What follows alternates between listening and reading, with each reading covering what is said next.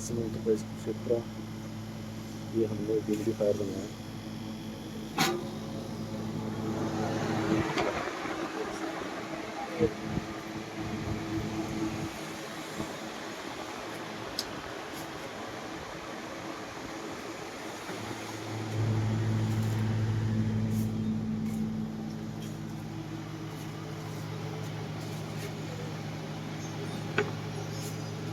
इसमें grill painting है, grill लगाएंगे।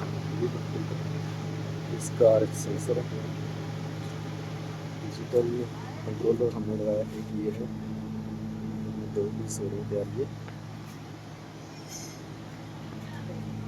एक को मेरा निकाल दिया है, दूसरे को मेरे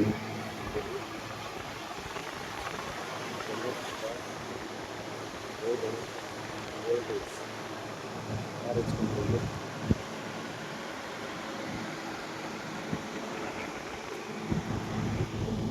ये हो चुका है।